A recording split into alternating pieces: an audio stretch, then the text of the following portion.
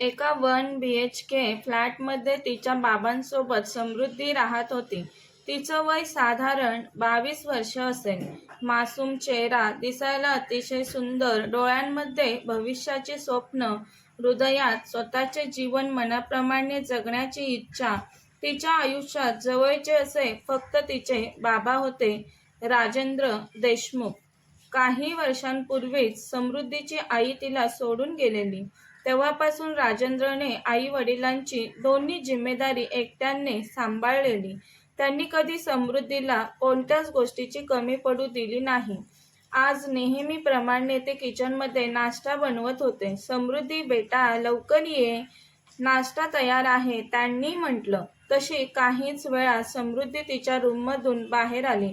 आल्या आल्या तिने तिच्या वडिलांना गुड मॉर्निंग विश केलं. गुड मॉर्निंग बाबा. गुड मॉर्निंग बेटा. आजही तू ऑफिसला लेट जात आहेस? हा बाबा, ती बोलत होती तर बाबा म्हणाले, असू देत असू देत. तिच्यासमोर एका मुलाचा बायोडेटा पकडत म्हणाले, बघ.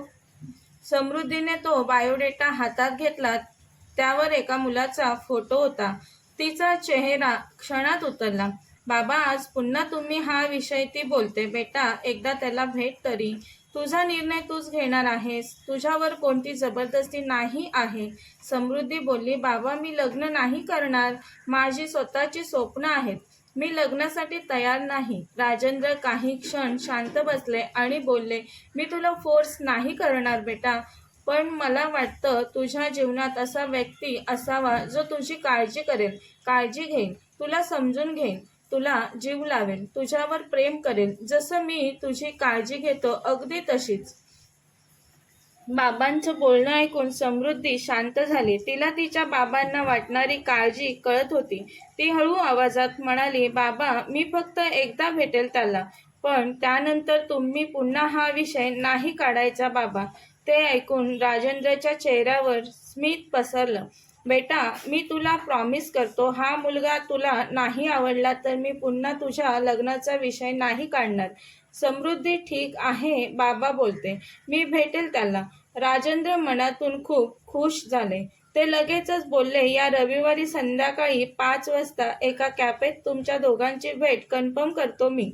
समृद्धीने बाबांकडे पाहून हलकं स्मित केलं, पण तिच्या मनात खूप असे प्रश्न होते.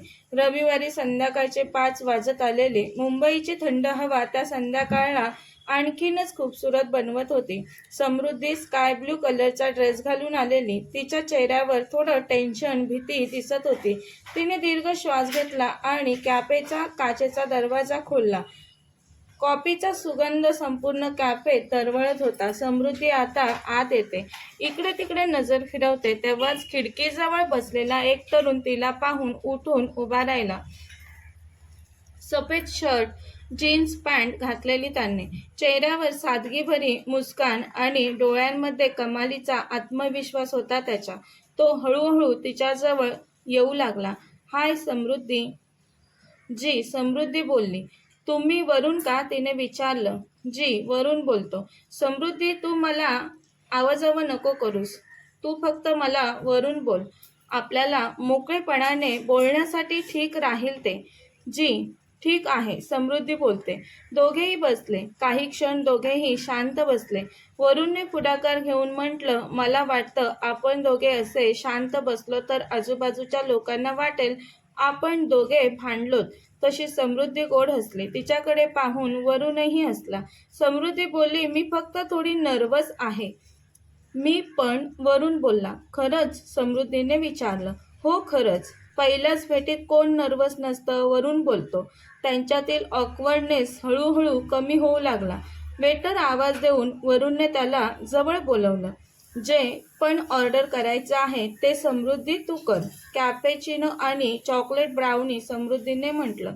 छान आहे. कमीत कमी आपल्या पसंतीची सुरुवात गोड पदार्थांनी होईल, वरूणने म्हटलं. समृद्धी पुन्हा गोड हसली. दोघांमध्ये गप्पा रंगला. गप्पा करता करता ते दोघे एकमेकांच्या आवडीनिवडी जाणून घेत होते. वरूणने समृद्धीला विचारलं, लग्नाविषयी तुला एका शब्दात काही बोलायचं झालं तर काय बोलशील? समृद्धी बोलली, जिम्मेदारी. वरून तुमच्यासाठी लग्न म्हणजे काय तिने विचारलं. वरून बोलतो मैत्री. समृद्धीने आश्चर्याने त्याच्याकडे पाहिलं. वरून हसला. बोलला मला वाटतं पती पत्नी पहिले चांगले मित्र बनले तर सर्व गोष्टी सोप्या होतील. समृद्धी तर त्याच्याकडे भावनिक होऊन पाहू लागले. वरूणची ही गोष्ट तिच्या हृदयाला मनाला भावली. काही वेळाने दोघे कॅफेतून बाहेर आले. सूर्यास्त होत आलेला. आकाशात काळे ढग जमा झालेले. समृद्धीने आकाशाकडे पाहून म्हटलं मला वाटतंय पाऊस येईल. वरून हसतच बोलला समृद्धी पाऊस पडला तर तू पडू नकोस. समृद्धी बोलली ते पावसाच्या पडण्यावर डिपेंड आहे. दोघे एकमेकांकडे पाहून खळखळून हसले. दोघे चालत होते तेव्हाच आकाशात वीज चमकली. पहिला पावसाचा थेंब हळूच समृद्धीच्या हातावर येऊन पडला. समृद्धीला थोडाही अंदाज नव्हता की येणाऱ्या काही दिवसातच तिचं जीवन कायमस्वरूपी बदलणार आहे ते. समृद्धीने तिच्या हातावर पडलेल्या पावसाच्या थेंबाकडे पाहिलं आणि वरुणला बोलली मला पहिला पाऊस खूप जास्त आवडतो. वरुण बोलला चांगल्या गोष्टी अनुभवणारे लोक मनाने खूप चांगले असतात. समृद्धी त्याचं बोलणं ऐकून हलकेच लाजली. पुढच्या क्षणी पाऊस खूप जोराचा आला.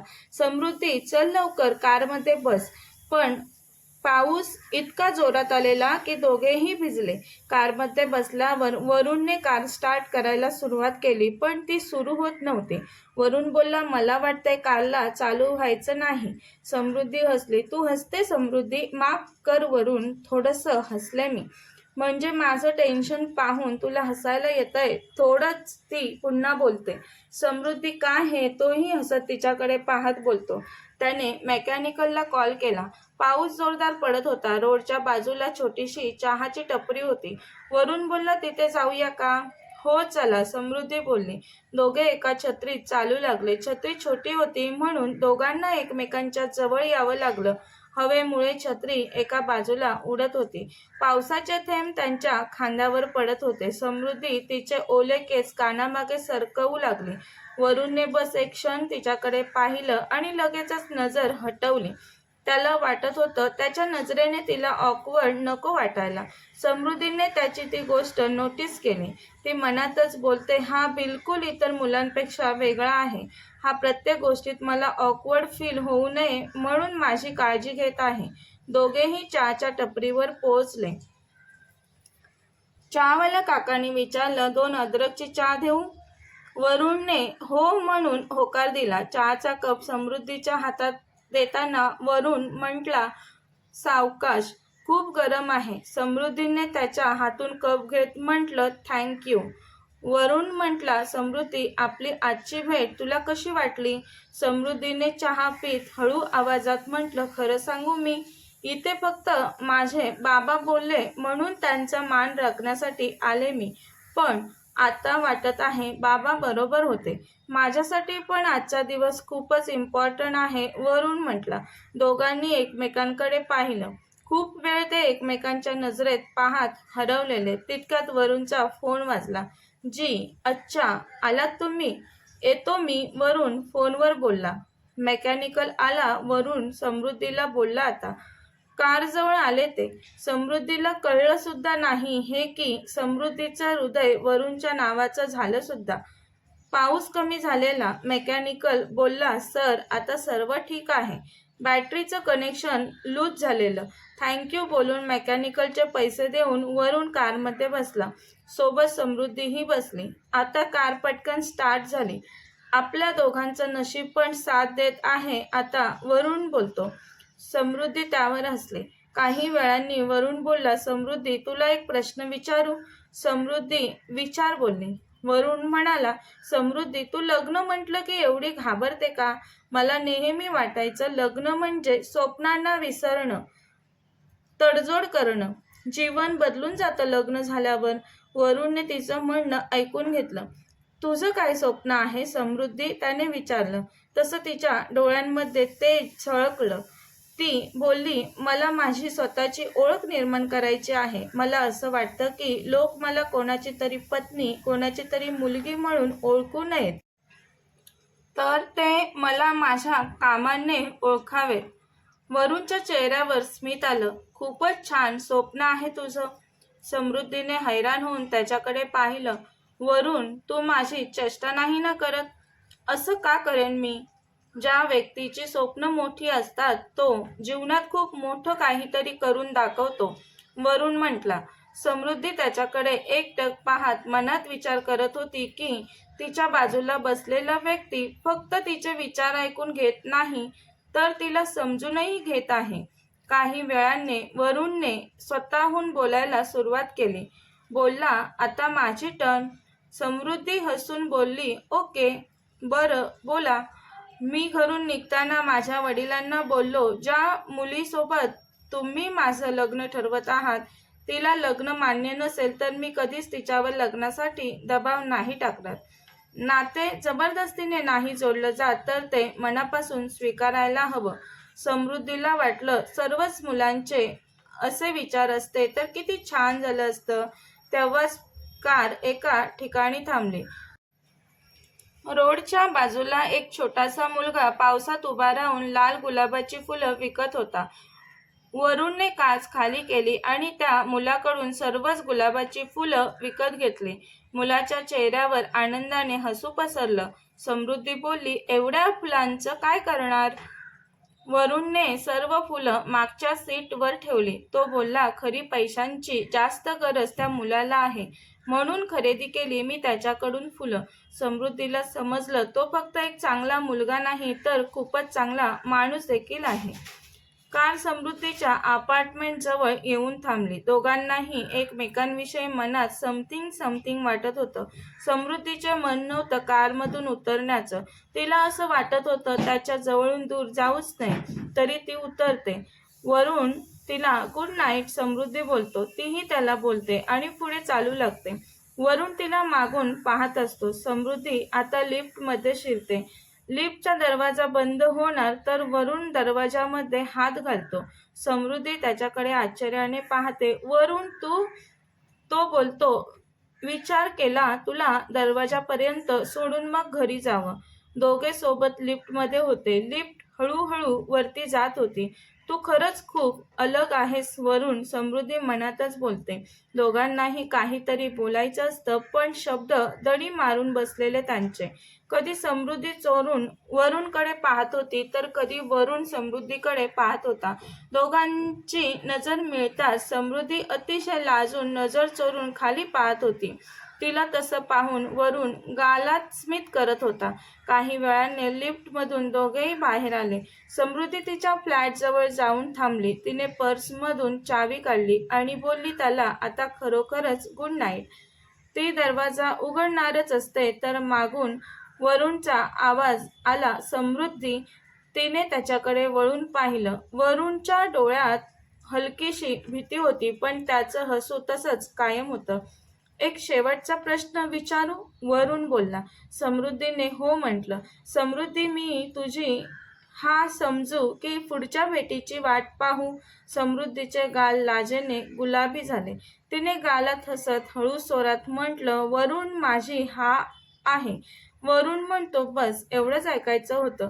त्याच्या चेहऱ्यावर एवढा आनंद पसरला जसं की त्याने जग जिंकलं आहे. आता तो हळूहळू तिच्या जवळ आला. त्याने तिचे दोन्ही हात हातात घेतले आणि तिच्या डोळ्यात पाहत म्हटलं, मला तू खूप आवडलीस. आय लव्ह यू समृद्धी. तीही वेळ न दवडता आय लव्ह यू टू वरून म्हणते. त्याने तिला जवळ मिठीत घेतलं. काही वेळाने त्याने तिच्या ओठांवर हलकेच ओठ टेकून तिचं चुंबन घेतलं. पुन्हा त्याने तिला मिठीत कवटाळलं. समृद्धीच्या हृदयाची धडधड वाढलेली. ती लाजत होती. त्याच्या नजरेला नजर मिळवत नव्हती. तिला अतिशय लाजताना पाहून वरून हसला. तो तिच्या कपाळावर त्याचं कपाळ टेकवत तिच्या नाकावर त्याचं नाक टच करत गुड नाईट समृद्धी म्हणाला. तो लिफ्टकडे चालू लागला. समृद्धीही त्याच्या मागे काही पावलं चालली. तिला तर हे सर्व स्वप्नासारखंच वाटत होतं. वरून निघून गेला. समृद्धीने दरवाजा उघडला आणि ती आत आली. तिच्या चेहऱ्यावर पसरलेलं हसूच सर्व काही सांगत होतं की आज ते नातं फक्त ठरलं नव्हतं तर दोन मनांनी एकमेकांना स्वीकारलं होतं मनापासून. कथा समाप्त. अशाच नवनवीन कथा ऐकण्यासाठी चॅनलला सबस्क्राईब करा. कथा आवडल्यास लाईक, शेअर आणि कमेंट करायला विसरू नका. धन्यवाद.